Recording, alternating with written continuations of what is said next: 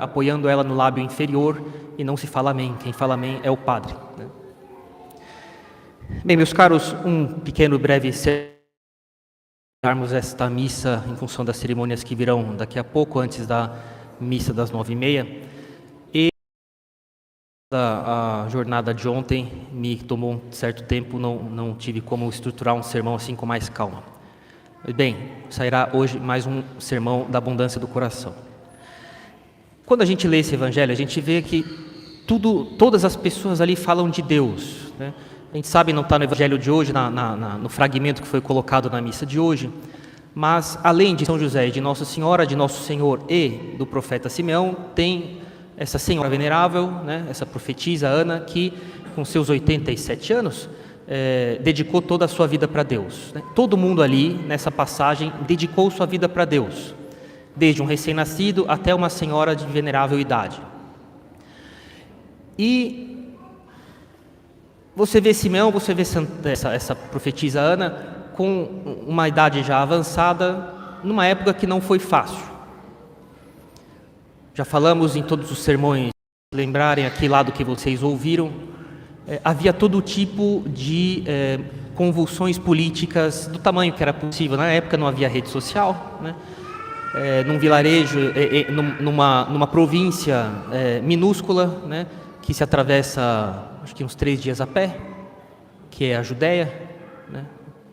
E havia ali todo tipo de brigas políticas, de facções, de políticos herodianos, favoráveis aos romanos, contra os romanos, zelotes, pessoas essênios que não se metiam, que ficavam isolados, enfim, mas havia todo tipo de pessoas, todo tipo de ideias políticas, né? Religiosas também. Você observa em todo o evangelho o extremo abandono em que o povo se encontrava em religião, né? Constantemente você vê os relatos em que os doutores da lei, os fariseus, que deveriam instruir o povo, estão preocupados em seus interesses pessoais, e eles de fato deixam o povo às traças no que diz respeito à formação das almas, né? Vemos relatos em que as pessoas chegavam a dizer assim, os apóstolos, né, chegaram a apresentar esse tipo de possibilidade: Senhor, esse homem que nasceu com tal e tal defeito, né, é devido ao quê? A um pecado dos pais, ou então a alguma coisa que ele cometeu em outra vida, tipo, defendendo a reencarnação, né? Era esse tipo de abandono em que as pessoas se encontravam na época, abandono total, igual hoje. Hoje em dia as pessoas são órfãos de pais e mães vivos, elas não têm pai e mãe que cuide delas. Quem tem pai e mãe, não tem pai e mãe que de fato cuide dele, né? Os políticos, os governantes civis, né, eles não cuidam das pessoas, eles tratam as pessoas igual gado. Os governantes civis tratam as pessoas igual gado, tudo menos buscando a vida virtuosa e a contemplação da verdade da população, né? E um abandono na ordem religiosa. Se vê uma tal desordem na formação intelectual e de vida interior e moral dos fiéis na Igreja Católica, que a gente fica se perguntando se realmente é possível piorar ainda mais, né? As pessoas elas não sabem por que elas têm que casar na igreja. Já vi gente que não podia casar na igreja porque já tinha tido um casamento anterior e vivia com outra pessoa. Ouvi, mas não tem problema, porque você pode ainda casar no civil, como se fosse exatamente a mesma coisa. Você não pode casar na igreja, mas você casa no civil, né? E se você for em qualquer paróquia hoje em dia e você perguntar para as pessoas o que é a Eucaristia, que foi assim um dos dogmas mais claros e lúcidos, foi um dos dogmas que construiu a nossa civilização, de influência da Igreja sobre nossa civilização. A nossa civilização foi construída em torno do Santíssimo Sacramento, né? Em torno da missa, em torno do Santíssimo Sacramento. Se você perguntar para as pessoas o que elas sabem sobre a missa, o que é a missa e o que é a Eucaristia, vocês ouvirão dezenas de possíveis respostas diferentes. Coisa verdadeiramente catastrófica, que mostra o grau de abandono em que as pessoas se encontram na formação religiosa delas, moral e doutrinária, né? E essa era a situação da época de Jesus Cristo também. Quando você vê multidões que vão atrás de Jesus Cristo, mas vocês podem imaginar quanto abandono eles tinham na ordem civil e religiosa, na instrução deles, na formação moral deles. E você vê esse profeta Simeão, de idade avançada, e essa profetisa Ana também, seus 80 e tantos anos, que passaram por tudo isso sem abandonar o serviço a Deus. Não é fácil. Eu lembro, já contei esse caso não muitas vezes, mas já contei vez ou outra. Conheci um abade, ele já morreu, era um abade beneditino na França, de um desses mosteiros que tinha 1000 anos de idade, de existência. E ele morreu com seus 80 e tantos anos também, mas quando ele tinha entrado no mosteiro, quem me contou isso foi outro monge. Ele tinha lá seus 18, 20 anos, né? E ele viu no claustro, esse jardim interno dos mosteiros, né?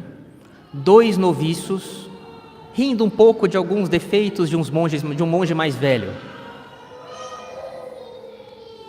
E aí ele se aproximou e falou dos dois assim, com muita tranquilidade, falou assim: olha, não se deve rir dos mais velhos. Ah, qual o problema? Tá. É porque eles sobreviveram, eles restaram, né? Em francês, on resté, né? Eles permaneceram na vida católica, apesar de tudo que já viram na vida, né? Apesar de tudo que já passaram, de tentação pessoal dos outros, etc., né? Então você vê essas duas pessoas, o profeta Simeão e a profetisa Ana, numa idade avançada, né, tendo aguentado tudo o que viam, e tudo o que viram durante 70, 80 anos, né? E você vê uma jovem senhora de 15 anos de idade, porque é Nossa Senhora, porque nessa época se casava cedo, assim, com 14, 15 anos, né? São José entra nos seus 30, Jesus Cristo é Deus em pessoa, né? E você vê todas essas mais variadas idades e pessoas de condições diferentes, que ali estão todas preocupadas com uma coisa só: entregar a vida para Deus. O que quer que aconteça, o que quer que os outros façam, estejamos no caos que possamos estar, eles têm uma só preocupação: entregar a vida para Deus. Essa é a preocupação deles. E, sobretudo os mais velhos ali, o profeta Simeão, a profetisa Ana, vivendo de esperança, que realmente alegra a vida das pessoas e faz com que, apesar de tudo, né, de São Paulo, a esperança é uma âncora firme da nossa vida. Por isso que a âncora é um símbolo da esperança, porque ela segura o barco no meio das ondas do mar, das tempestades, né? Não deixa o barco ir embora ao alto mar para depois os ventos e as ondas fazerem o que quiserem do barco, né? As âncoras seguram os barcos, né? A esperança é uma âncora nessa vida, é a nossa âncora, né? Ela faz com que, apesar de todo tipo de loucura que a gente veja ou possa passar na vida, que nós permaneçamos estáveis no serviço a Deus, sem sermos arrastados pelas coisas dessa vida, pecados e tentações, e todo tipo de caos intelectual e moral que possa haver, né, civil e religioso, que nos torna estáveis na vida, né? E você vê Nossa Senhora, que essa jovem mãe de 15 anos de idade, né, que não estava obrigada a passar pelo que estava passando ali, porque em nenhum momento ela se encaixa nos critérios da lei de Moisés para passar por esse ritual, né? Mas diante das pessoas ela era uma pessoa como as outras mães. Ninguém sabia qual era de fato a verdadeira situação dela, né? Ela nem sequer entrou em trabalho de parto, mas é o que todos os manuais ensinam de Mariologia. Nossa Senhora nem mesmo entrou em trabalho de parto, né? Os mariologistas dizem, nas suas opiniões em comum, que Santana, ao ter Nossa Senhora, sim entrou em trabalho de parto sem dor. Não convinha que aquela que vinha trazer o Messias nessa vida, para nós, desse dor à sua mãe na sua entrada neste mundo, né? Mas Santana entrou em trabalho de parto. Nossa Senhora nem isso, Nossa Senhora nem em trabalho de parto entrou. Então todo esse tipo de seriado, de filme, de Natal, de instituição do nascimento de Jesus que vocês veem, né? Vocês podem ver quanta bobagem tem nessas coisas, é teologia zero, né? E como vão formando nas pessoas tudo menos uma noção adequada de quem é Nossa Senhora e Jesus Cristo, né? Fujam de filmes sobre Jesus Cristo, tá? Ensinam um monte de bobagem. E eles estão ali porque eles querem mostrar que, apesar deles saberem pessoalmente, Jesus Cristo não precisava ser resgatado, Jesus Cristo veio resgatar as pessoas, Ele é Deus em pessoa, Ele não precisa de redenção, né? E nem Ele nem Nossa Senhora precisavam passar por aquilo, mas para evitar todo tipo de má impressão, as pessoas olhariam uma mulher que é ímpia, se ela não fizesse, não cumprisse a lei de Moisés, mesmo se não precisasse. Ela sabia muito bem que não precisava, mas os outros não. E ela, com toda tranquilidade e humildade, se submete a essa lei, né? E faz o seu filho passar por isso também. Eles todos têm uma obsessão, fazer com que Deus tenha não só uma oração ou outra na vida, não só um terço aqui, uma meditação lá, uma oração da manhã aqui, né, uma missa lá, uma confissão aqui, mas toda a vida. Jesus Cristo foi pego pelo sacerdote e elevado no ar para ser apresentado a Deus Pai, né?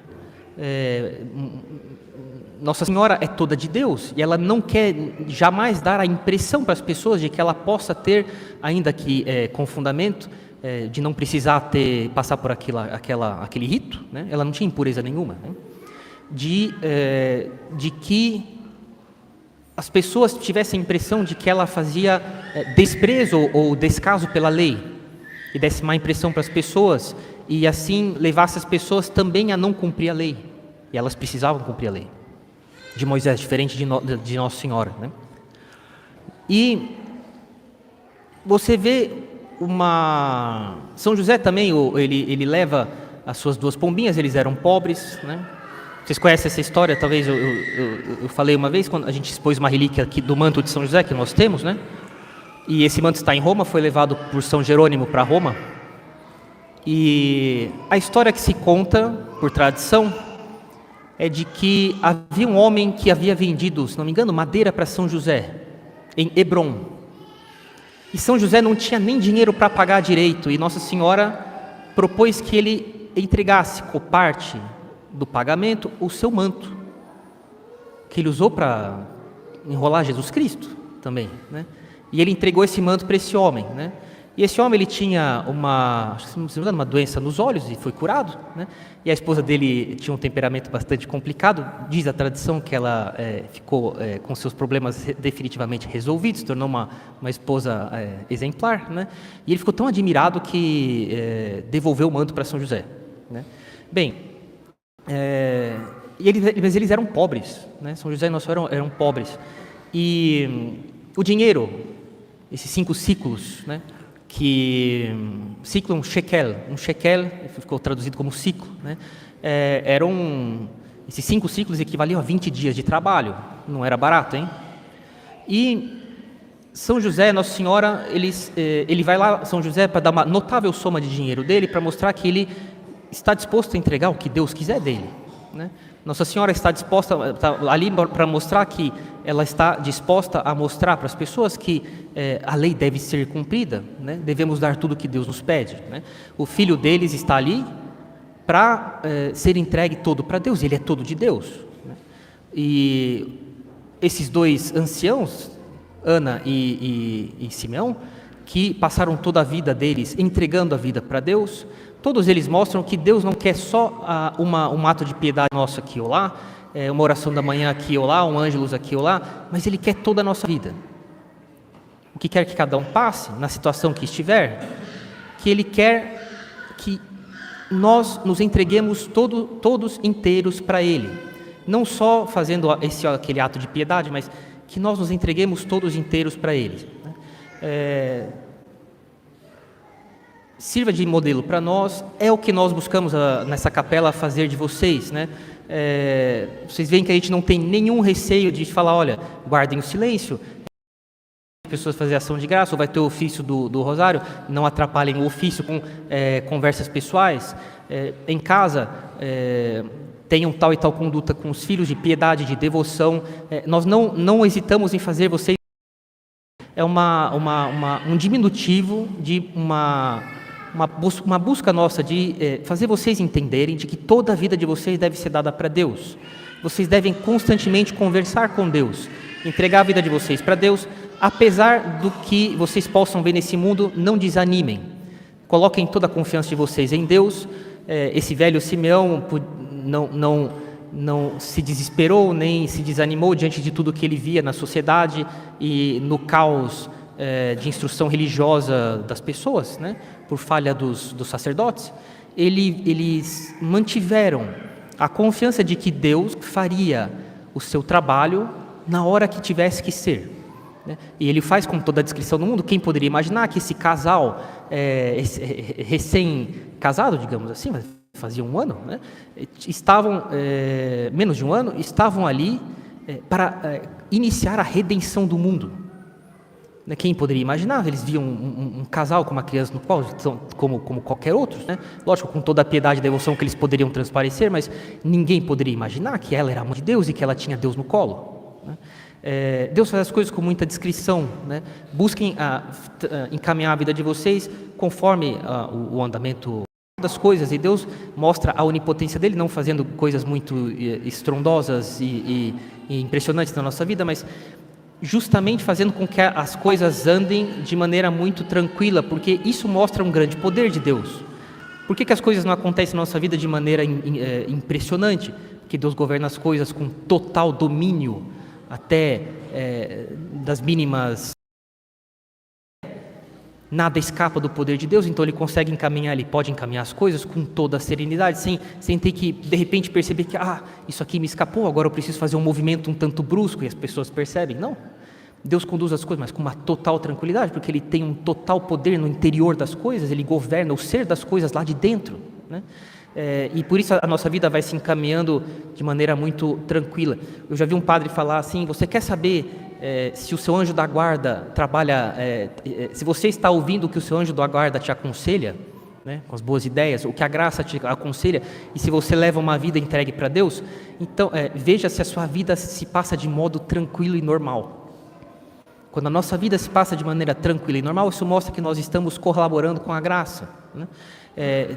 Colaborem com a graça, não fiquem obcecados com as dificuldades e problemas que nós temos hoje em dia em sociedade, ou nas famílias de vocês, religiosa e civil, os problemas religiosos e civis que nós temos, mas entreguem a vida de vocês toda para Deus. Vejam Nossa Senhora, São José, Nosso Senhor são nossos modelos, né? Esses dois veneráveis anciãos, Ana e Simeão, que entregaram toda a vida para Deus, apesar do que passaram e do que viram as pessoas fazerem em torno deles durante décadas, né?